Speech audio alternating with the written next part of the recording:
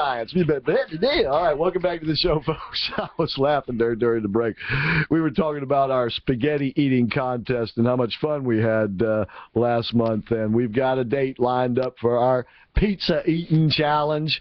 November 16th. That's a Monday. Put it on your calendar. It's going to be a fun day. Chris, we're lining up the contestants already, and it looks like a bigger turnout. I mean, the Pred heads are promising 2 to 3. All right, and Reggie has committed again, and we're going to probably turn this. Save face. Yeah, we're going to call this Reggie 2, like Rocky 2. And I told Reggie the problem is he's going to run into his Drago and Mr. T and Apollo Greed right on the dining room table. And but it should be, again, another packed house. And I'm really looking forward to the competition. I think, remember, that young man from UCF again annihilated Reggie. Here's Reggie, 265-pound NFL running back. He told me before the event he ran, he ate, he did everything right, and he got blown away. He did. So I'm looking forward to this one, boy. All right, that's going to be November the 16th. Put it on your calendar, folks.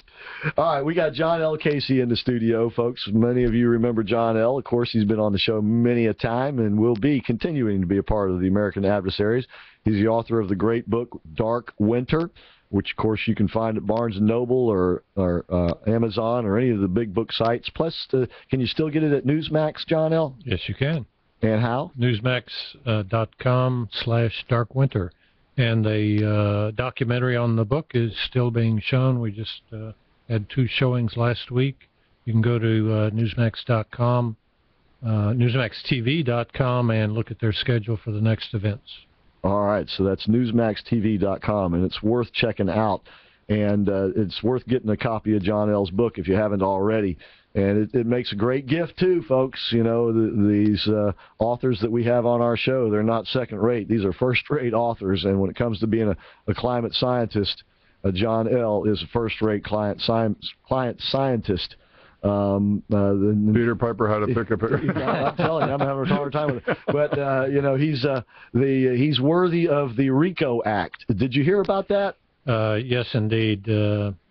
Those who believe in man-made global warming want to use the RICO Act to criminalize and pursue people who don't agree with man-made global warming. Right. Very sad, very sad. But that, again, is typical of where we are in the lunatic phase.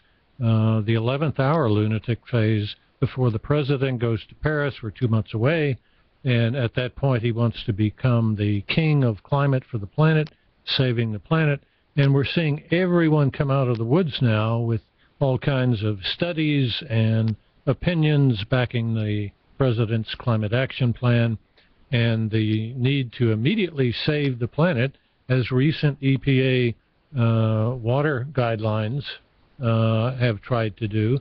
Thank goodness the Sixth Circuit Court has shot them down.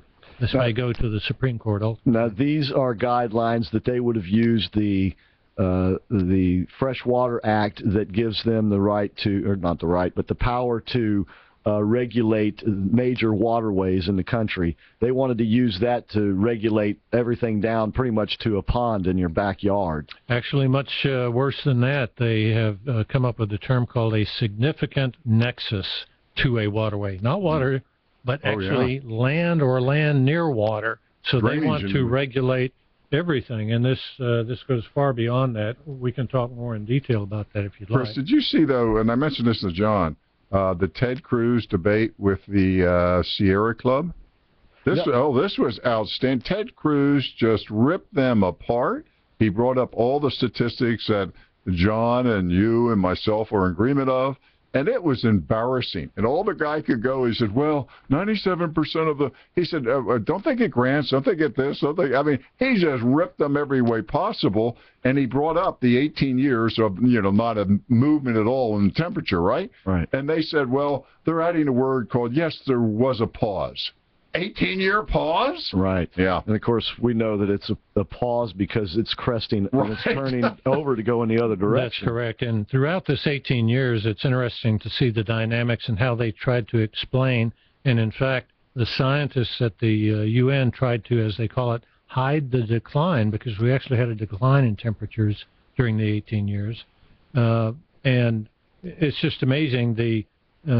after the first 3 to 5 years where there was no increase in global temperature, they said, well, you need 7 years to 9 years to develop a trend. Well, after the 7th and 9th year passed, they said, well, you really need 11 to 13 years. Well, after the 11th and 13th year passed, they said, well, you need 16 to 17 years. Here we are approaching 19. They're out of excuses.